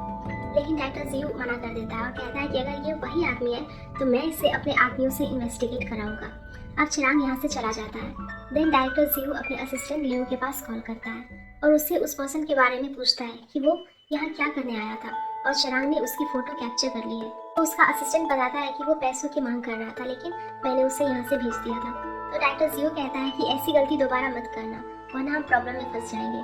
अब आगे गुशंग के पास लॉयर आता है। वो उसे बताता है कि जिस पर्सन के बारे में आपने मुझे कहा था, मैंने उसके बारे में इंफॉर्मेशन निकाली है। उसका नाम चनाओ है और ये युंग का जुड़वा भाई है। युंग ने आपको गाड़ी से हिट किया था, जिसे जेल हो गई थी और जेल में ही उसकी मौत हो गई। जिस पर गुशंग कहता है कि इसका मतलब चनाओ का मेरे एक्सीडेंट से कोई लेना देना नहीं है। इस पर लॉयर कहता है कि फिलहाल तो ऐसा ही है, लेकिन मुझे अभी भी कुछ एविडेंस फाइंड करने होंगे। तो गुशंग कहता है कि अगर इसका मेरे एक्सीडेंट से कोई लेना देना नहीं है, तब भी मैं इसे चिराग को नुकसान पहुंचाने नहीं दूंगा। अब अगले दिन गुशंग ज्योनी को पिक करने जाता है। ज्योनी पिक करने का कारण पूछती है तो गुशंग कहता है कि मैं एक पेशेंट की केयर कर रहा हूँ। इसके बाद ये दोनों यहाँ से निकल जाते हैं और कुछ ड्रिंक लेने के लिए एक स्टोर पर जाते हैं, जहाँ ज्योनी पैसे पे कर देती है। तो सेलगर्ल उसे वापस में कुछ कॉइन दे देती है। इसके बाद ये दोनों कंपनी में जाने लगते हैं। इस दौरान ज्योनी गुशंग को एक कॉइन दिखाते हुए कहती है कि मैं इस कॉइन के बदले आपकी स्माइल परचेज करना चाहती हूँ। तो गुशंग उसे स्माइल कर देता है। तब ज्योनी दोबारा से एक दूसरा कॉइन उठाती है और कहती है कि मुझे कल के लिए भी आपकी स्माइल परचेज करनी है। तब गुशंग दोबारा से स्माइल कर देता है। तब ज्योनी सारे कॉइन उठाती है और कहती है कि मैं हमेशा के लिए आपकी स्माइल परचेज करना चाहती हूँ। आगे ये दोनों कंपनी पहुँच जाते हैं और यहाँ सुमन ज्योनी को कुछ काम देती है और तभी उसके पास वेन का मैसेज आता है, जो कि उससे बात करने के लिए कॉफी शॉप पर बुलाती है। इसके बाद ज्योनी वेन के पास पहुँच जाती है। वेन ज्योनी को कहती है कि मैंने उस इंसिडेंट के बारे में पूजन से बात की थी और मैं तुमसे भी माफी मांगना चाहती हूँ। जिस पर ज्योनी कहती है कि आपको माफी मांगने की कोई जरूरत नहीं है, वो बस मेरा बैड लक था। तब वेन ज्योनी को एक एल्बम देती है और कहती है कि ये सारी फोटोज गुचर ने 10 साल पहले ज्योग्राफी के लिए कैप्चर की थी, इसीलिए अब तुम इस एल्बम को रख लेना। इसी बीच वेन उसे ये भी कहती है कि मैं कल फोटोग्राफी के लिए ऑस्ट्रेलिया जा रही हूँ। ये सुनकर ज्योनी कहती है कि आप इस तरह अचानक क्यों जा रही हो और जो आपका प्रोजेक्ट था उसका क्या होगा।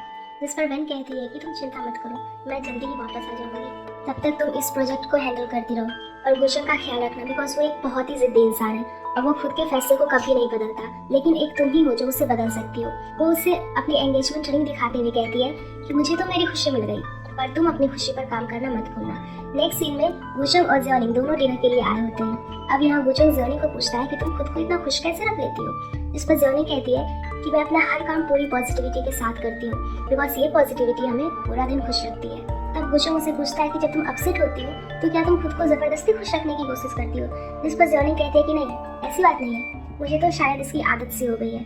मैं हमेशा से अनलकी रही हूँ, मेरे पास बैड मेमोरीज भी है एंड इतना कुछ हो जाने के बाद भी मैंने इसका डट का सामना किया। मेरी आंटी मुझसे कहती है कि हर दिन एक नया दिन होता है, हम सिर्फ उसे पीछे मुड़कर देख सकते हैं, लेकिन पीछे जाकर चीज़ों को ठीक नहीं कर सकते। और जब मैं ये चीज़ों के बारे में सोचती हूँ तो मुझे बहुत ही अच्छा लगता है। यहाँ कुछ लोग बर्थडे सेलिब्रेट कर रहे होते हैं, जिन्हें देखकर गुशंग कहता है कि तुम्हारा बर्थडे भी काफ़ी नज़दीक है। तो ज्योनी पूछती है कि आपको मेरे बर्थडे के बारे में कैसे पता। तो गुशंग कहता है कि बोर्डिंग पास लेते टाइम मैंने तुम्हारी आईडी में देख लिया था। जिस पर जियोनी कहती है कि काफ़ी टाइम से मैंने अपना बर्थडे सेलिब्रेट नहीं किया है, बिकॉज बर्थडे वाला दिन भी नॉर्मल दिनों की तरह ही होता है। अब आगे गुशन टैक्सी से वापस जा रहा होता है, जिस दौरान टैक्सी ड्राइवर का फ़ोन बजने लगता है। गुशन उससे फ़ोन उठाने के लिए कहता है, तो ड्राइवर कहता है कि मेरी वाइफ की कॉल है, जो कि सोने से पहले हमेशा मेरे पास कॉल करती है, और ये वो पिछले 7 सालों से कर रही है। गुशन उससे पूछता है कि आप और आपकी वाइफ काफ़ी क्लोज हैं। तब ड्राइवर उसे अपने और अपनी वाइफ के रिलेशन के बारे में बताने लगता है। अब अगले दिन जाओ उससे रेस्टोरेंट में जाती है, जहाँ चिराग जिया के साथ पहले ही मौजूद था। अब जाओ को देखकर चिराग जिया की काफ़ी तारीफ करने लगता है। ये दोनों काफ़ी ज़ोर ज़ोर से बोल रहे होते हैं, जिस कारण इनके साथ वाले बाकी कस्टमर्स यहाँ से चले जाते हैं। जिसके बाद जाओ अपना ऑर्डर लेकर इनके पास वाली टेबल पर बैठ जाती है और इन दोनों की इन हरकतों को देखने लगती है। तभी वो कहती है, तुम दोनों कम आवाज़ में बात नहीं कर सकते, बिकॉज तुम्हारी वजह से दूसरों को भी परेशानी हो रही है। ये सुनकर जिया ओवर एक्टिंग करने लगती है और कहती है कि देखो कैसे एक अकेली लेडी हमारे प्यार को देखकर जेलस फील कर रही है। जिसमें जाओ कहती है कि क्या तुम अब अपना ओवर एक्टिंग बंद करोगी? तो जिया कहती है कि हम एक्टिंग नहीं कर रहे। तभी जिया प्रूफ करने के लिए चिराग को किस करने के लिए कहती है, लेकिन चिराग को किस करने का बिल्कुल भी मन नहीं था, और फिर भी वो जाओ के सामने जिया को किस करने के लिए आंखें बंद करके धीरे धीरे आगे बढ़ता है। लेकिन इससे पहले कि दोनों किस करते, जाओ चिराग को पकड़कर किस कर देती है। खैर आगे चिराग जिया को यहाँ से भेज देता है, बिकॉज इन दोनों की पोल खुल चुकी थी और अब जाओ और चिराग के बीच दोबारा सुलह हो जाती है। इसी बीच चिराग के पास कॉल आती है, इसमें पता चलता है कि डायरेक्टर जियो हॉस्पिटलाइज्ड है। ये सुनकर ये दोनों हॉस्पिटल में पहुंच जाते हैं, जहाँ लियो इन्हें बताता है कि डायरेक्टर जियो ने एक प्रोजेक्ट के दौरान काफ़ी ड्रिंक करी थी, जिस कारण वो गिर गए और उन्हें चोट आ गई। ये सुनकर चिराग को भी काफ़ी गुस्सा आता है और वो लियो पर चिल्लाने लगता है। इसके बाद हम जियोनी को देखते हैं, जो कि गुशन के पास साइन करवाने आती है। तभी उसके पास उसकी आंटी की कॉल आती है, जो कि उसे बताती है कि ग्रैंडमा लापता हो गई है और वो कहीं भी नहीं मिल रही। अब ये सब गुशन को भी पता चल जाता है, लेकिन ये दोनों ग्रैंडमा को फाइंड करने के लिए निकल जाते हैं। इसी बीच गुशन चिराग को भी कॉल करके इस बारे में बता देता है, जो कि जाओ के साथ हॉस्पिटल में वापस आ रहा था, और ये दोनों भी ग्रैंडमा को फाइंड करने के लिए निकल जाते हैं। इधर हम ग्रैंडमा को देखते हैं, जो कि सिमेट्री में एक ग्रेव के पास बैठी होती है। तभी जियोनी और गुशन उसे फाइंड करते करते यहाँ पहुँच जाते हैं। दरअसल जियोनी की ग्रैंडमा जियोनी के फादर और मदर की ग्रेव पर आई होती है, क्योंकि उसे उन दोनों की काफ़ी याद आ रही होती है। खैर आगे ये दोनों ग्रैंडमा को घर ले आते हैं और सभी खाना खा रहे होते हैं, जिस दौरान ग्रैंडमा गुशन को देख काफ़ी खुश हो जाती है। दरअसल ग्रैंडमा ने ये सोच रखा होता है कि उसका बेटा अपनी वाइफ के साथ ट्रिप पर गया हुआ था, और अब वो गुशन को ही अपना बेटा समझ रही होती है। लेकिन जियोनी उसे समझाती है कि ये मेरे बॉस है। तो ग्रैंडमा गुशन को कह रही है कि जियोनी काफ़ी अच्छी लड़की है, जिस पर गुशन कहता है कि हाँ, जियोनी इस दुनिया की सबसे अच्छी बेटी है। गुशन को जियोनी के साथ उसके किचन में काम करते हुए देखते हैं। अब यहाँ गुशन जियोनी को पूछता है कि जब हम खाना खा रहे थे तो तुम्हारी आंटी ने कहा था कि इसी दिन तुम्हारे पेरेंट्स का एक्सीडेंट हुआ था। वो एक्सीडेंट कहाँ पर हुआ था? तब जियोनी उसे सब कुछ डिटेल में बताती है, और ये सब सुनकर गुशन को पता चल जाता है कि जियोनी ही वो लड़की है जिसको वो एक्सीडेंट के दौरान मिला था, और उसी दिन उसका बर्थडे भी होता है। ये सब सुनने के बाद गुशन काफी गहरी सोच में पड़ जाता है। इसके बाद जाओ और चिराग यहाँ से चले जाते हैं। अब गुशन भी जाने वाला रहता है, लेकिन जियोनी उसे रोककर पीछे से हक कर लेती है और कहती है कि वैसे तो ये मेरी लाइफ का सबसे बुरा दिन होता, लेकिन आज मैं काफी खुश हूँ, और मेरा साथ देने के लिए थैंक्स, बिकॉज 10 सालों में पहली बार मैंने अपना बर्थडे सेलिब्रेट किया है। तभी गुशन भी उसे हक कर लेता है और कहता है कि थैंक्स तो मुझे बोलना चाहिए, क्योंकि तुम्हारी वजह से मैंने फैमिली जैसा कुछ महसूस किया। इधर जाओ चिराग को ड्रॉप करने आई होती है, जिस दौरान चिराग उसे थैंक यू बोलता है कि तुम मेरे साथ हॉस्पिटल गई और मैंने जानबूझकर अपने फादर के बारे में तुमसे छिपाने की कोशिश नहीं की थी। दरअसल जाओ को नहीं पता था कि डायरेक्टर जियो चिराग के फादर है। तो जाओ से कहती है कि अपने फादर के बारे में मुझे बताना या ना बताना ये तुम्हारी मर्जी है, लेकिन तुम चिंता मत करो, मैं इस बारे में किसी को भी नहीं बोलूंगी।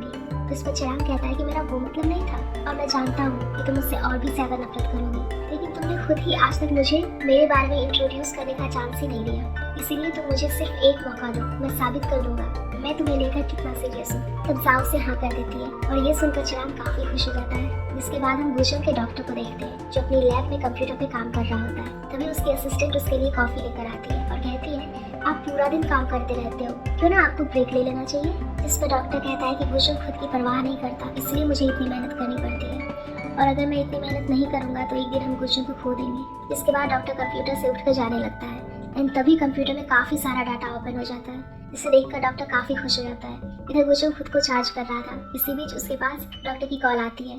डॉक्टर उससे कहता है कि मैं जो तुम्हें बताने जा रहा हूँ उससे पहले तुम्हें मुझसे प्रॉमिस करना होगा कि ये सुनकर तुम खुद के इमोशंस को कंट्रोल रखोगे। अब डॉक्टर उसे बताता है कि इतने सालों से मैं जो मेहनत कर रहा था उससे कुछ नहीं हुआ, लेकिन अभी मैंने जब अपना कंप्यूटर ऑफ किया तो सब कुछ चेंज हो गया। जो तुम्हारे हाथ में साइड इफेक्ट्स थे, इसलिए मुझे कुछ टाइम दो, मैं सब ठीक कर दूंगा। और तुम दोबारा से एक नॉर्मल लाइफ स्पेंड कर पाओगे। अब पहले तो ये सुनकर गुशंग को यकीन नहीं होता, लेकिन डॉक्टर अपने पूरी करियर की कसम खाता है और कहता है कि ये सच है। देन गुशंग काफी खुश हो जाता है। वो डॉक्टर को पूछता है कि ये सब ठीक होने में कितना टाइम लगेगा। तो डॉक्टर कहता है कि इसमें मैक्सिमम 3 मंथ्स लग जाएंगे। इसके बाद हम चिरांग और गुशंग को देखते हैं। गुशंग ने चिरांग को ज़ियोनिंग के बारे में सब कुछ बता दिया होता है। अब ये पता लगने के बाद चिरांग को भी बिलीव नहीं होता। वो कहता है कि दुनिया कितनी छोटी है, बिकॉज इस दुनिया में तुम जिस लड़की से 10 साल पहले मिले थे वो ज़ियोनिंग ही है और तुम अब तक उससे भाग रहे थे। इस पर गुशंग कहता है कि मैं उससे भाग नहीं रहा था। तो चिरांग कहता है कि इसका मतलब तुम उसे पसंद करते हो, और ये तो मैं पहले से ही जानता था। तो गुशंग कहता है कि कौन अपने बॉयफ्रेंड को मैकेनिकल हार्ट के साथ एक्सेप्ट करेगा जो कभी भी करंट फ्लो कर सकता है। तब चिरांग पूछता है कि तुम कब तक वेट करोगे। जिस पर गुशंग कहता है कि सिर्फ 3 महीने, बिकॉज 3 महीने बाद मैं बिल्कुल नॉर्मल हो जाऊंगा। और ये सुनकर चिरांग काफी खुश हो जाता है और कहता है कि चलो हमें अभी चलकर ज़ियोनिंग को सब बता देना चाहिए। लेकिन गुशंग उसे रोक देता है और 3 महीने तक का वेट करने के लिए कहता है। इसी बीच चिरांग उसे पूछता है कि उस एक्सीडेंट के अकॉर्डिंग ज़ियोनिंग के फादर गैंगदा है, और ये तो वही है ना जो डोंग जियांग करप्शन केस में इन्वॉल्व थे।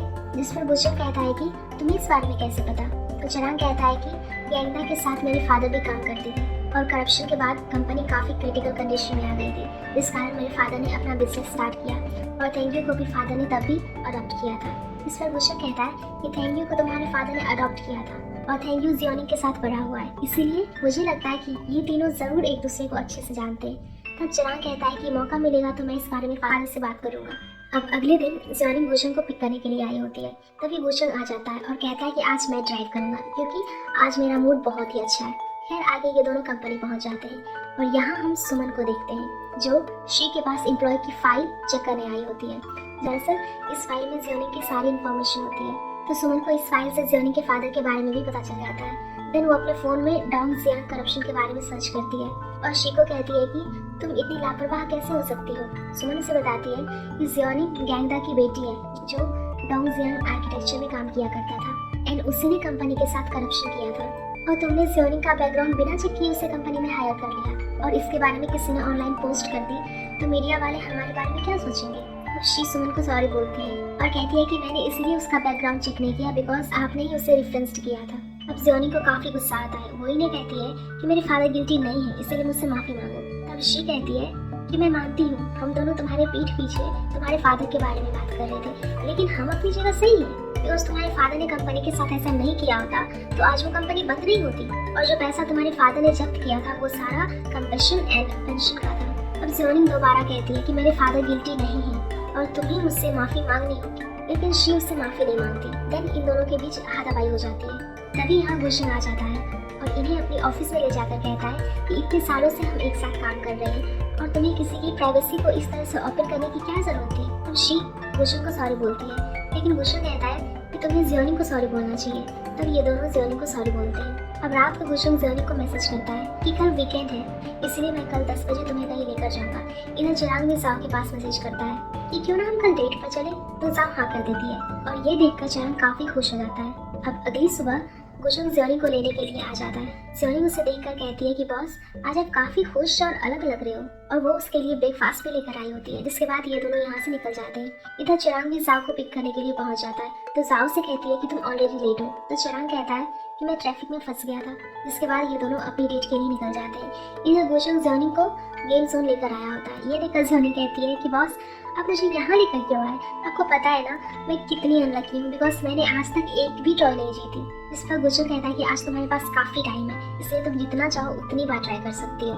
इधर चिरांग जाओ को एक आर्ट गैलरी लाया होता है। यहाँ कर जाओ काफी खुश होती है और कहती है कि मैं हमेशा से यहाँ आना चाहती थी। जिस पर जाओ कहता है कि मुझे पता है कि तुम्हें ये जगह पसंद है क्योंकि तुमने वीचैट पर इस जगह की फोटो पोस्ट की हुई है और मैं तुम्हारा बॉयफ्रेंड हूँ इसलिए मैं तुम्हें खुश करने के लिए यहाँ लेकर आया। जिस पर जाओ कहती है कि मैं तुम्हारी गर्लफ्रेंड नहीं हूँ और मैंने तुम्हें सिर्फ एक मौका दिया था खुद को साबित करने का। इधर ज़ियोनिंग कई सारे गेम्स में डॉल बाहर निकालने की कोशिश करती है लेकिन वो एक भी डॉल बाहर नहीं निकाल पाती। जिसके बाद गुशंग भी ट्राई करता है लेकिन उसकी किस्मत भी उसका साथ नहीं देती। तभी गुशंग यहाँ लिखे हुए एक मैसेज को रीड करता है जिसमें लिखा था कि सही टाइम आने से पहले बुरा टाइम का आना बहुत जरूरी है। इधर चिरांग और जाओ रेस्टोरेंट में खाना खाने आते हैं, जिस दौरान चिरांग जाओ को मनाने की कोशिश कर रहा होता है तो वह जाओ से मना कर रही होती है कि तुम मेरे बॉयफ्रेंड नहीं हो। इधर गेम जोन में चिन आ जाता है। जर्नी से पूछती है कि तुम यहाँ क्या कर रहे हो। इस पर चिन कहता है कि मैं तुम्हारी वाइब्स को फॉलो करते हुए यहाँ तक पहुँचा हूँ। इस पर जर्नी हंसने लगती है। वहीं वुशंग का चिन को देखकर दिमाग खराब हो रहा होता है क्योंकि वो जर्नी के साथ फ्लर्ट कर रहा था। वुशंग जर्नी को पूछता है कि ये कौन है। इस पर जर्नी बताती है कि ये चिन है जो हमें उस दिन स्टोर में मिला था। अब जर्नी दोबारा डॉल निकालने के लिए ट्राई करती है लेकिन वो निकाल नहीं पाती।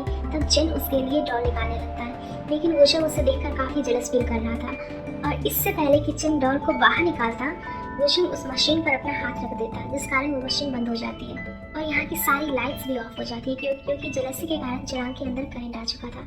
एंड ये एपिसोड यहीं पर खत्म हो जाता है। एपिसोड 20 स्टार्ट होता है और हम वुशंग और चिराग को देखते हैं जो कि चिन को लेकर बात कर रहे होते हैं क्योंकि चिन वुशंग और जर्नी के बीच में आ रहा होता है। चिराग कहता है कि लोग ऐसे ही होते हैं, दूसरे की लाइफ में घुस जाते हैं। वैसे उसकी एज क्या है और वो दिखता कैसा है। जिस पर वुशंग कोई जवाब नहीं देता और वो चिराग को जाने के लिए कहता है। तो चिराग उससे कहता है कि तुम जर्नी को 3 महीने बाद प्रपोज करोगे और क्या पता इन 3 महीनों में जर्नी किसी और की गर्लफ्रेंड बन जाए। जिस पर वुशंग कोई जवाब नहीं देता। खैर आगे हम चिराग को देखते हैं जो कि ड्रिंक कर रहा होता है। तभी एक आदमी उसकी चोरी चुपके फोटो क्लिक करता है और डायरेक्टर जीव के पास सेंड कर देता है। द लॉयर वुशंग के पास चिराग का एड्रेस सेंड करता है जिसके बाद अगले दिन वुशंग एक ब्रिज के पास खड़ा होता है। तभी उसके पास से चिराग गुजरता है। वुशंग उससे काफी घूर रहा होता है तो वो वुशंग से पूछता है कि क्या तुम मुझे जानते हो। जिस पर वुशंग कहता है कि हाँ मैं तुम्हें जानता हूँ, क्या तुम मुझे नहीं जानते। जिस पर चिराग मना कर देता है। तब वुशंग कहता है कि 10 साल पहले मैंने तुमसे एक हेल्प मांगी थी। जिस पर चिराग कहता है कि वो मैं नहीं, मेरा जुड़वा भाई होगा जो कि मर चुका है, लेकिन जो काम वो कर सकता था वो काम मैं भी कर सकता हूँ। इसी बीच एक पर्सन दूर से इन दोनों की फोटो क्लिक कर लेता है। इसके बाद हम असिस्टेंट लियो को देखते हैं जो कि डायरेक्टर जीव के पास जाकर बताता है कि मैं चिराग पर नजर रख रहा था और आज वुशंग उससे मिलने आया था। एंड ये सुनकर डायरेक्टर काफी शॉक हो जाता है। इधर वुशंग ने चिराग को बता दिया होता है कि आज वो चिराग से मिला था। तभी चिराग कहता है कि तुम उससे मिलने क्यों गए। तो वुशंग कहता है कि काफी अजीब बात है, उस आदमी का एक जुड़वा भाई था, इसने मेरा और जर्नी की फैमिली का एक्सीडेंट किया और तुम्हें नहीं लगता कि इन चीजों का आपस में जरूर कोई लिंक है। वुशंग ये भी बताता है कि मैंने हेल्प के बहाने उसका नंबर भी ले लिया। तो चिराग कहता है कि मैं भी तुम्हारे साथ उससे मिलने जाऊंगा, तुम उसे कहीं बुला लो। इधर हम चिराग को देखते हैं जो कि लियो से मिलने आया होता है लेकिन लियो उसे बेहोश करके किडनैप कर लेता है। इधर वुशंग चिराग के पास कॉल कर रहा होता है लेकिन वो कॉल नहीं उठाता। तब चिराग कहता है कि शायद चिराग तुमसे बचने की कोशिश कर रहा है। इधर लियो चिराग को उसके फोन के साथ उसको लेक में गिरवा देता है। अब अगले दिन चिराग लियो से मिलने जाता है और उसे चिराग की फोटो दिखाते हुए पूछता है कि क्या तुम इसे जानते हो और ये उस दिन तुमसे क्यों मिलने आया था। जिस पर लियो झूठ बोल देता है। ये हमारी कंपनी में एक प्रोजेक्ट पर काम कर रहा था लेकिन अब ये काफी प्रॉब्लम क्रिएट करने लगा था, इसलिए हमने इसे कंपनी से निकाल दिया और उस दिन वो अपना बकाया पैसा लेने आया था। अब चिराग यहाँ से चला जाता है। देन लियो डायरेक्टर के पास कॉल करता है और कहता है कि आपने जैसा मुझे कहा था मैंने वैसा ही किया। इसके बाद हम जर्नी को देखते हैं जो कि वुशंग को कहती है कि बॉस मुझे आधे दिन की छुट्टी चाहिए क्योंकि मुझे अपने फ्रेंड से मिलना है। तब वुशंग उसे छुट्टी दे देता है और वो खुश होते हुए यहाँ से चली जाती है। नेक्स्ट सीन में हम वुशंग को उसी रेस्टोरेंट में देखते हैं जहाँ जर्नी अपने फ्रेंड चिन के साथ आई होती है। वुशंग इन दोनों के अपोजिट बैठा हुआ था और वो इन दोनों की बातें सुन रहा था। इसके बाद जर्नी चिन को लेकर जाओ के घर जाती है। अब यहाँ तीनों बातें करते और कुछ सेल्फीज भी लेते हैं। इधर वुशंग जर्नी की पोस्ट देख रहा होता है जिसमें जर्नी ने चिन और जाओ के साथ सेल्फीज शेयर की होती है। अब ये देखकर वो काफी सोच में पड़ जाता है। तभी यहाँ चिराग भी आ जाता है जो कि उसे सेल्फीज दिखाते हुए कहता है कि यही है ना वो जर्नी का फ्रेंड जिसके बारे में तुमने मुझे बताया था। इस पर वुशंग कहता है कि ये सिर्फ उसका फ्रेंड है। तो चिराग कहता है कि मैंने भी जर्नी के साथ काफी टाइम बिताया, उसने हमारे साथ तो कभी कोई फोटो नहीं ली और तुम्हें कुछ करना चाहिए, तुम इस तरह से शांत नहीं बैठ सकती और मुझे तो लगता है कि तुम्हें जर्नी को अपने दिल की बात बता देनी चाहिए। पर वुशंग इसके लिए तैयार नहीं होता। वो कहता है कि क्या होगा अगर 3 महीने बाद सब कुछ ठीक नहीं हुआ। तो चिराग कहता है कि तुम जर्नी को प्रपोज करने से डरते हो बिकॉज तुम्हें लगता है कि कहीं वो तुम्हें रिजेक्ट ना कर दे। है किसी तरह चिराग वुशंग को मना लेता है। लेकिन ये दोनों जाओ के घर के बाहर पहुंच जाते हैं। तभी एक फूड डिलीवरी बॉय जाओ के घर के पास फूड डिलीवर करने आता है। हालांकि इन्होंने ऑर्डर नहीं किया था लेकिन फिर भी जाओ वो ऑर्डर पिक कर लेती है। इसके बाद वो डिलीवरी बॉय वापस जा रहा होता है लेकिन बाहर ये दोनों रोक लेते हैं। चिराग उससे पूछता है कि घर के अंदर ऑर्डर किसने पिक किया। जिस पर वो डिलीवरी बॉय कहता है कि मैं ये आपको नहीं बता सकता क्योंकि ये हमारे रूल्स के खिलाफ है। लेकिन चिराग उसे वार्न करता है कि अगर तुमने हमें नहीं बताया तो मैं तुम्हें बैड रेटिंग दे दूंगा। तो वो डिलीवरी बॉय उसे बता देता है। जिसके बाद चिराग जाओ के घर डिलीवरी बॉय बनकर जाता है। जाओ से कहती है कि तुम अभी तो यहाँ आए थे। जिस पर चिराग कहता है कि जियोनी ने ऑर्डर किया है और वो कहाँ पर है। जिस पर जाओ कहती है कि वो तो सो गई। इसलिए मैं ही ऑर्डर पिक कर लेती हूँ। लेकिन चिराग उसे मना कर देता है, ये काफी हैवी है, इसलिए तुम अपने हस्बैंड या किसी दोस्त को बुला लो। लेकिन जाओ कहती है कि मैं अकेली रहती हूँ, तो चिराग खुद ही उसे रखने के लिए घर के अंदर आ जाता है। एंड जाओ स्माइल के साथ दरवाजा बंद कर देती है। इधर गुशंग और वो डिलीवरी बॉय चिराग का वेट कर रहे होते हैं, क्योंकि चिराग ने उस डिलीवरी बॉय के कपड़े पहने हुए थे। तभी गुशंग देखता है कि चन उसके घर से गुजर रहा है, और ये देखकर वो चिराग को देखने के लिए घर के अंदर चला जाता है। वो अंदर जाकर डोर नॉक करता है, तो जॉइंग डोर ओपन करती है। गुशंग उसे बताता है कि मैं चिराग को खोजते खोजते यहाँ तक आ गया, क्योंकि वो मेरी कॉल पिक नहीं कर रहा। तभी गुशंग देखता है कि चिराग एक टेबल के नीचे छुपा हुआ है और जा उस टेबल के पास खड़ी हुई है। जियोनिंग उसे बताती है कि चिराग यहाँ डिलीवरी बॉय बनकर आया था, और वो कह रहा था कि मैं गेम खेलने के लिए आया हूँ। इधर जाव के हाथ में एक वेलन होता है, और वो गुशंग से पूछता है आपको भी गेम खेलनी है। लेकिन गुशंग बहाना बनाकर वहाँ से निकल जाता है, और किसी तरह चिराग भी वहाँ से भाग जाता है। अब अगले दिन जियोनिंग दोबारा गुशंग से छुट्टी मांगने लगती है, जिस पर गुशंग कहता है कि क्या आज भी तुम्हें अपने दोस्त के साथ खाना खाने जाना है। इस पर जियोनिंग कहती है कि नहीं, मैं अपनी ग्रेजुएशन कंप्लीट कर रही हूँ, इसीलिए मुझे खुद को रजिस्टर करवाने जाना है। इसी बीच वो कहती है कि मैं आपको Wednesday, Thursday and Friday pick करने नहीं आ सकती। तो गुशंग इसके लिए राजी हो जाता है। वो उससे पूछता है कि क्या तुम्हारी क्लास में कोई सीट खाली है, क्योंकि मुझे ग्रेजुएट में काफ़ी टाइम हो गया, इसलिए मैं दोबारा से वो वाइब्स एक्सपीरियंस करना चाहता हूँ। नेक्स्ट सीन में हम देखते हैं कि गुशंग जियोनिंग के साथ उसकी क्लास में बैठा हुआ था। तभी यहाँ चन भी आ जाता है, और वो एक नोट पर कुछ लिखकर जियोनिंग के पास फेंक देता है, लेकिन गुशंग उस नोट को वहाँ से डस्टबिन में फेंक देता है। अब चन दोबारा से कुछ लिखकर जियोनिंग की तरफ फेंकता है, लेकिन गुशंग दोबारा से उसे डस्टबिन में फेंक देता है। अब इनकी ये हरकतें टीचर देख लेता है। तभी टीचर इन दोनों को खड़ा करके एक क्वेश्चन पूछता है। चन उस क्वेश्चन का आंसर नहीं दे पाता, लेकिन गुशंग उसका आंसर बड़ी आसानी से दे देता है, जिस कारण टीचर चन को क्लास से बाहर निकाल देती है।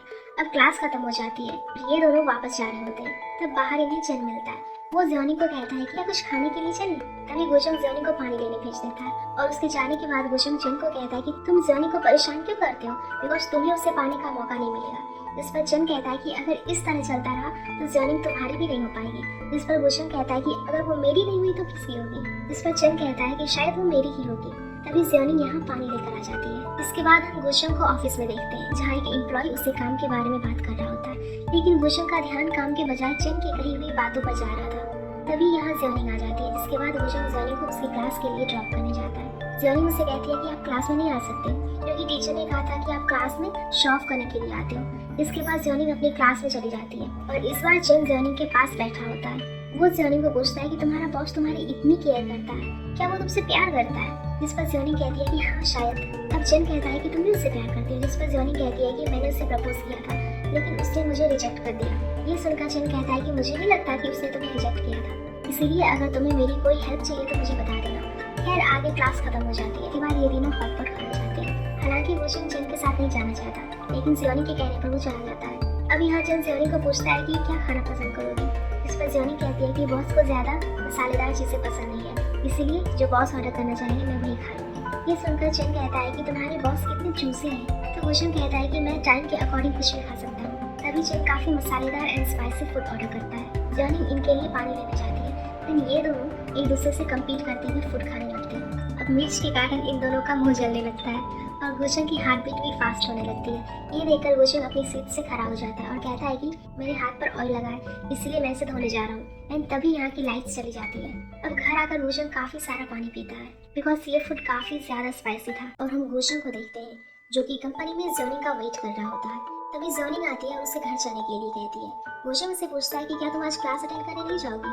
तो जियोनिंग कहती है कि हाँ मुझे जाना है।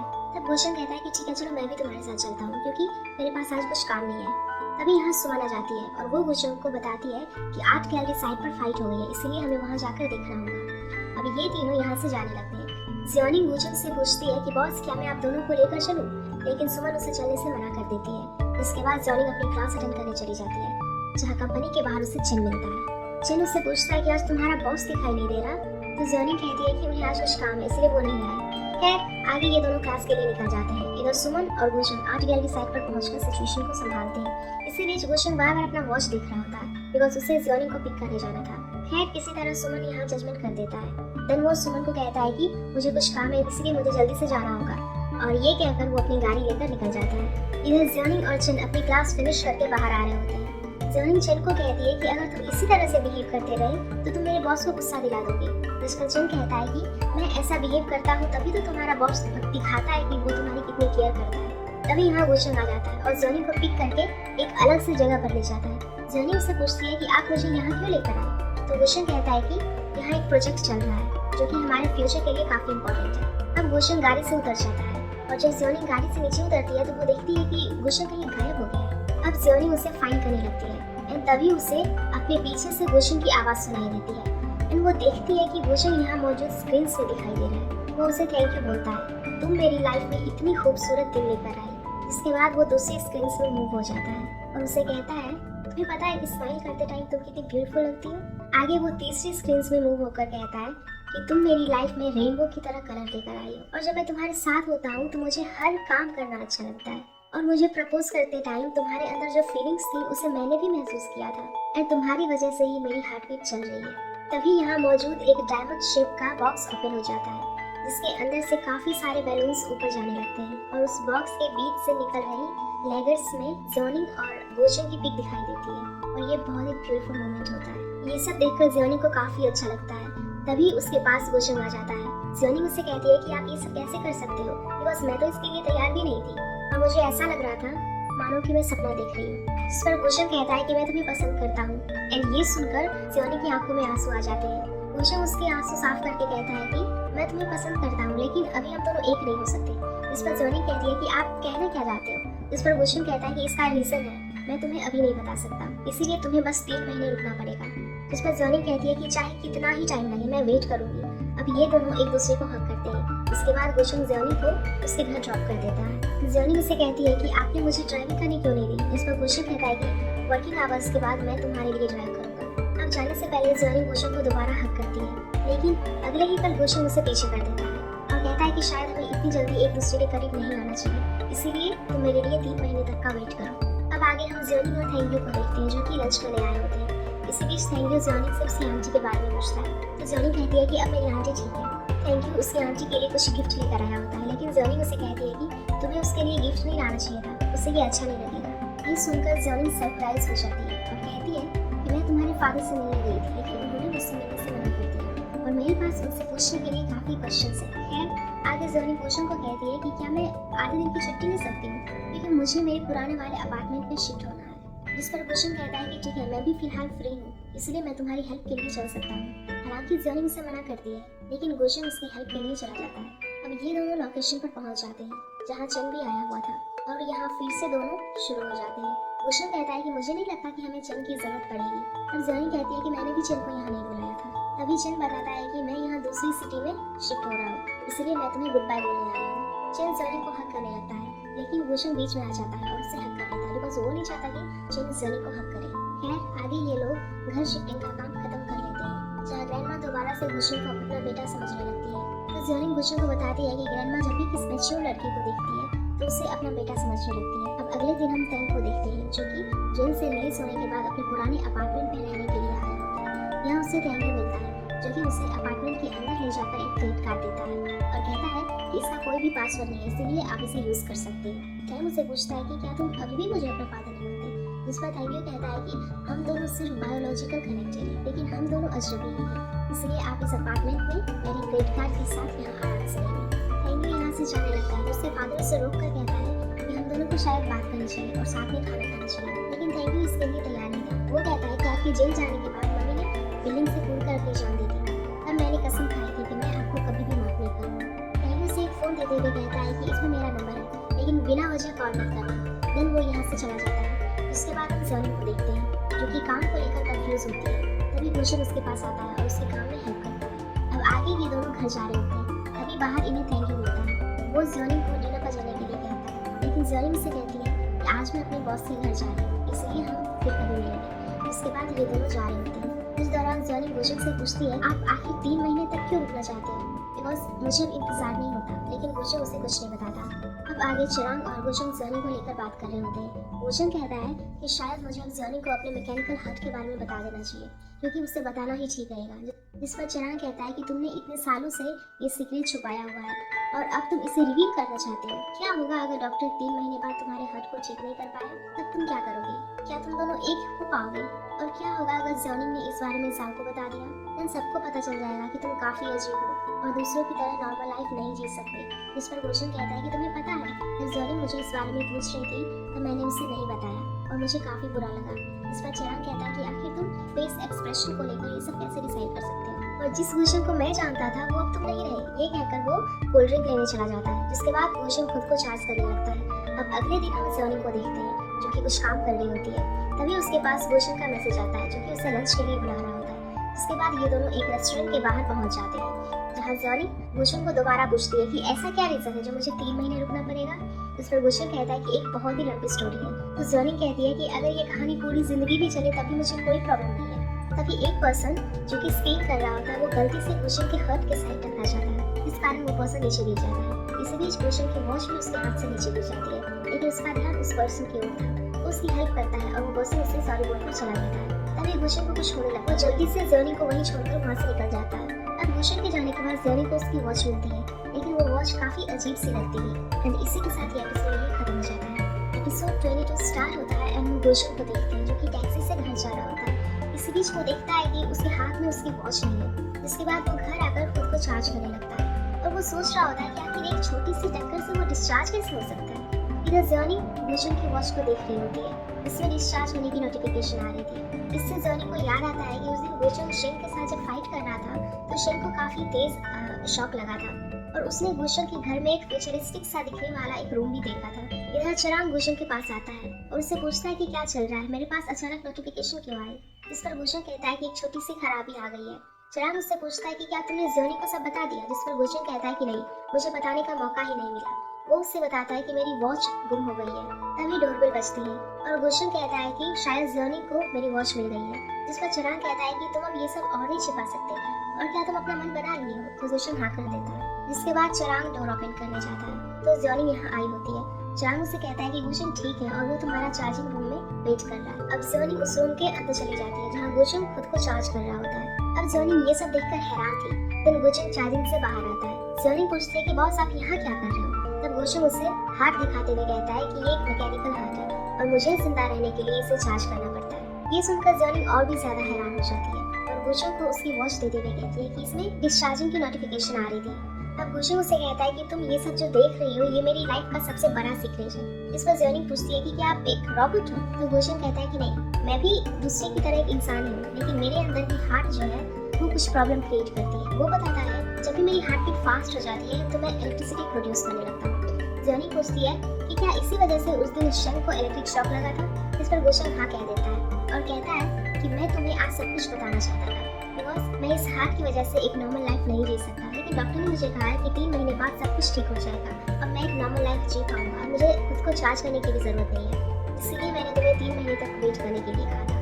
जोनी उसे पूछती है कि आखिर ये सब कैसे हुआ। तो गुलशन उसे सारी बात बता देता है और जोनी को पता चल जाता है कि गुलशन ही वो लड़का था जो कि उस एक्सीडेंट में शामिल था। अब ये सब सुनकर जोनी की आंखों में आंसू आ जाते हैं और वो गुलशन को हक करके कहती है कि मुझे माफ कर दो, मैं आपको पहचान नहीं पाई, मैं 10 साल से आपको फाइंड कर रही थी, बिकॉज मैं उस दिन आपको थैंक यू बोल नहीं पाई और अब से हम दोनों कभी अलग नहीं होंगे। खैर आगे ये दोनों किस करने लगते हैं, लेकिन हार्ट बीट फास्ट होने के कारण जोनी को करंट फील होता है। इधर हम चिराग और जाओ को देखते हैं जो कि पिकनिक पर आए होते हैं और इस बार जाओ ने ही चिराग को पिकनिक पर चलने के लिए बोला होता है। अब रात को जोनी जाओ को बता देती है कि गुलशन ही वो लड़का है जो एक्सीडेंट वाले दिन मुझे मिला था, उसने मुझे एक्सेप्ट भी कर लिया है। अब अगले दिन कंपनी में गुलशन और जोनी की फ्लर्टिंग शुरू हो जाती है। गुलशन जोनी के लिए फ्रूट जूस लेकर आया होता है, उसके कप से कॉफी पीता है और उसे गिरने से बचाता है। एंड इनकी ये हरकतें सभी एम्प्लॉइज नोटिस कर रहे होते हैं। इधर सुमन ये सब देखकर जेलस फील कर रही होती है। इसके बाद हम टैंक को देखते हैं जो कि थैंक यू से मिलने के लिए कंपनी में आया होता है, लेकिन रिसेप्शनिस्ट उसे मना कर देती है कि आप उनसे इस तरह नहीं मिल सकते। तभी यहाँ थैंक यू आ जाता है और अपने फादर को देखकर वो यहाँ से जाने लगता है। वो उसके पीछे जाता है, वो उससे कहता है कि मुझे तुमसे बात करनी है और मेरा तुमसे मिलने का मन था, इसलिए मैं तुम्हारे पास आ गया, लेकिन थैंक यू उससे बात करने के लिए राजी नहीं था। फिर वो कहता है कि अगर तुम्हारे पास टाइम नहीं है तो मैं डायरेक्टर जियो से मिल लेता हूँ, जिस पर थैंक यू कहता है कि वो फिलहाल कंपनी में नहीं है और जब वो आ जाएंगे तो मैं आपको बता दूंगा। जिसके बाद थैंक यू अपने फादर को लिफ्ट में यहाँ से भेज देता है। इसके बाद हम गुलशन और जोनी को देखते हैं जो कि दोनों कहीं जा रहे होते हैं। जोनी गुलशन को काफी घूर कर देख रही होती है। तब जोनी मुझसे पूछता है कि तुम मुझे इस तरह क्यों घूर रही हो। जिस पर जोनी कहती है कि आपको नहीं लगता कि हम दोनों परफेक्ट मैच है, बस आप करंट फ्लो करते हैं, लेकिन मुझे इस चीज से बिल्कुल भी डर नहीं लगता। इसीलिए क्या अब मैं कन्फेस करना स्टार्ट करूँ और मुझे बताओ कि आप मुझे एक्सेप्ट करते हो या नहीं। तो गुलशन कहता है कि हाँ मैं तुम्हें एक्सेप्ट करता हूँ। खैर आगे ये दोनों एक कैंपस में पहुंचते हैं जहाँ गुलशन उसे एक नेम प्लेट दिखाता है और कहता है कि तुम्हें पता है ये किसने बनाया है। तब जॉनी उस नेम प्लेट को देखती है जिस पर गॉन्ग दाई यानी कि जॉनी के फादर का नाम लिखा रहता है और वो समझ जाती है कि इस कैंपस का डिजाइन उनके फादर ने ही बनाया था। वो गुलशन को पूछती है कि आपको इसके बारे में कैसे पता चला। तो गुलशन कहता है कि मुझे इसके बारे में रिसर्च से पता चला एंड ये जगह काफी एक्सपेंसिव होने के कारण कैंपस को 2 साल बाद कहीं और शिफ्ट कर दिया गया। वो ये भी बताता है कि अक्सर डिजाइनर्स पर्दे में रहकर काम करते हैं और जब बिल्डिंग बनकर तैयार होती है तो किसी को पता नहीं चलता है कि बिल्डिंग की डिजाइन किसने की है और इसीलिए कुछ डिजाइनर्स अपनी डिजाइन की हुई बिल्डिंग पर खुद के इम्प्रेशंस छोड़ जाते हैं। अब ये कहकर जर्नी इमोशनल हो जाती है और कहती है कि मैंने कभी नहीं सोचा था कि मुझे अपने फादर से रिलेटेड कुछ भी चीजें मिलेंगी। देन इसके लिए वो गुलशन को थैंक यू बोलती है। गुलशन उसे बताता है कि हमारी कंपनी यहाँ पर बनाने वाले प्रोजेक्ट पर काम करेगी, इसीलिए अगर तुम भी उसमें पार्टिसिपेट करोगी तो तुम्हारा नाम भी तुम्हारे फादर के साथ बिल्डिंग पर लिखा जाएगा। इसके बाद जॉनी गुलशन को हक करती है। तभी यहाँ से गार्ड इन दोनों पर लाइट मारता है और कहता है कि तुम कौन हो और इतनी रात के यहाँ क्या कर रहे हो। तब ये दोनों यहाँ से भागकर घर आ जाते हैं। गुलशन जॉनी को कहता है कि तुम रूम के अंदर सो जाओ, मैं यहीं बाहर सोफे पर सो जाऊंगा। लेकिन जॉनी रूम में नहीं जाती और उसके पास सोफे पर ही सो जाती है। अब अगले दिन जॉनी की आंख खुलती है और वो टाइम देखती है तो 9:30 बज चुके होते हैं, इसीलिए वो जल्दी जल्दी सब सेटिंग करने लगती है। इसी बीच वो गुलशन को कहती है कि मुझे काफी सारे पैसे अर्न करके कंपनी से रिटायरमेंट लेनी है और एक अच्छी सी लाइफ स्पेंड करनी है। जिस पर गुलशन कहता है कि तुम्हें अभी से इस बारे में नहीं सोचना चाहिए बिकॉज तुम्हारे पास काफी सारा टाइम है। इसी बीच उसके पास सुमन का कॉल आता है जो कि जॉनी पर चिल्लाने लगती है कि तुम अभी तक कंपनी नहीं आई। तो गुलशन उसे फोन लेकर सुमन को कहता है कि जॉनी मेरे साथ मेरे घर पर है। नेक्स्ट सीन में हम देखते हैं कि थैंक यू जॉनी को लेकर अपने फादर टैंक के घर आया होता है। जॉनी को देखकर थैंक कहता है कि तुम कितनी बड़ी हो गई हो बिकॉज हम इतने सालों बाद मिले हैं। खैर आगे ये तीनों मिलकर ब्रेकफास्ट करने लगते हैं। इस दौरान जॉनी थैंक को पूछती है कि जब मैं जेल में आपसे मिलने आई थी तो आपने मुझसे मिलने को इनकार कर दिया था और मुझे आपसे कुछ क्वेश्चंस पूछने हैं। जॉनी उसे पूछती है कि क्या मेरे फादर ने सच में कंपनी के साथ करप्शन किया था, क्योंकि मेरे फादर अब चले गए हैं इसलिए मैं इस बारे में सिर्फ आपसे पूछ सकती हूँ, इसलिए मुझे बताएं कि आखिर पुराना माजरा क्या है। जिस पर धैन कहता है कि मैं जानता हूँ कि तुम्हें इस बारे में कैसा फील होगा लेकिन उस बात को काफी टाइम हो गया इसलिए मुझे कुछ याद नहीं है। इस पर जॉनी कहती है कि अगर मेरे फादर ने करप्शन किया है तो मैं इस बात को एक्सेप्ट कर लूंगी और अगर ये सिर्फ एक मिसअंडरस्टैंडिंग है तब भी आप मुझे बता दीजिए। एंड मैं इस क्वेश्चन के आंसर के लिए पिछले 10 साल से वेट कर रही हूँ। लेकिन थैंक उसे कुछ भी नहीं बताता और कहता है कि मुझे हेडेक हो रहा है और मैं इस बारे में फिर कभी बात करूंगा। देन वो यहाँ से उठकर चला जाता है। नेक्स्ट सीन में हम लियो को देख जो कि राइटर जियो को बताता है कि गुलशन का लॉयर चुनाव को लेकर इन्वेस्टिगेशन कर रहा है और जॉनी आज फिर टैंक से मिलने गई थी जो कि हमारे लिए काफी डेंजरस है। इस पर राइटर जियो कहता है कि गुलशन और जॉनी उस दिन बच गए थे और अब जॉनी गुलशन की कंपनी में काम करती है। क्या तुम्हें लगता है कि ये सिर्फ एक कोइंसिडेंस है? और मुझे लगता है कि उन दोनों के पास कुछ इंपॉर्टेंट इन्फॉर्मेशन है जो कि बाद में इन्वेस्टिगेशन जरूर करेंगे। इस पर लियो कहता है कि गुलशन अचानक से चिराग का दोस्त बन गया, शायद इसीलिए ताकि वो आपके करीब आ सके और अब तो ये लड़का हमारे लिए मुसीबत बन रहा है। एंड इसी के साथ ये एपिसोड यही खत्म हो जाता है। तो अगर आप लोगों को ये एपिसोड पसंद आया हो तो प्लीज वीडियो को लाइक कर देना और चैनल को भी सब्सक्राइब कर देना। Thank you.